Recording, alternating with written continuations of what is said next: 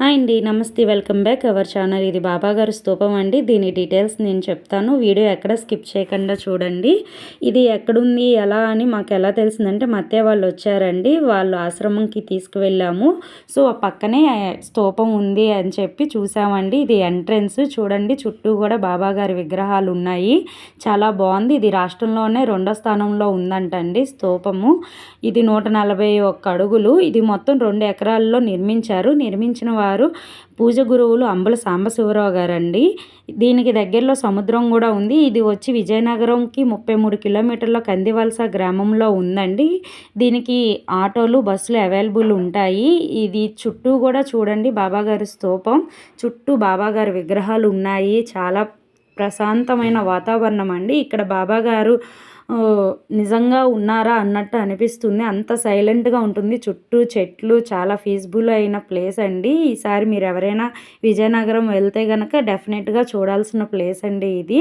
ఇక్కడ గురువులు కూడా వస్తూ ఉంటారు. ప్రతి గురువారం కూడా పూజలు అవుతాయండి. బాబాగారి పక్కనే ఆశ్రమం ఉంది, అక్కడ గుడి ఉంది. ఇది ఇలా స్టెప్స్ ఎక్కి పైకి వెళ్తే స్తూపం పైకి వెళ్ళొచ్చండి. మా పాప వెళ్తుంది చూడండి, తనకి కనబడట్లేదని వాళ్ళ అక్క ఎత్తుకుంటుంది. ఇక్కడైతే చుట్టూ కూడా చెట్లు అవన్నీ చాలా వాతావరణం అంతా కూడా చాలా బాగుందండి. లోపలికి మాట కందివలస లోపలికి ప్లేసు చాలా ఫీజిబుల్గా ఉంది. నాకు ఇలాంటి ప్లేస్లు అంటే చాలా ఇష్టం, వెళ్తూ ఉంటాను. ఇక్కడైతే ధ్యానం కూడా చేసుకుంటున్నారు సాయి సేవకులు. ఇక్కడ సాయి సేవకులు ఉంటారండి. పక్కనే ఆశ్రమం ఉంది. ఇక్కడ కొన్ని నెలలుగా చాలామంది వస్తూ వెళ్తూ ఉంటూనే ఉంటారు. సేవకులు అనేవాళ్ళు మారుతూనే ఉంటారు, కానీ ఎవరో ఒకరు ఉంటారు సేవకులు. ఇదేనండి బాబాగారి విగ్రహం. గుళ్ళో విగ్రహం నేను వీడియో తీయలేదండి. ఈసారి మళ్ళీ వెళ్ళినప్పుడు వీడియో తీసి పెడతాను. చూడండి ఎంత ప్రశాంతంగా ఉందో కదా. మీలో ఎంతమందికి ఇలాంటి ప్లేసెస్ అంటే ఇష్టమో నాకు చెప్పండి. బాబాగారిని మీరు కూడా దర్శించుకోండి.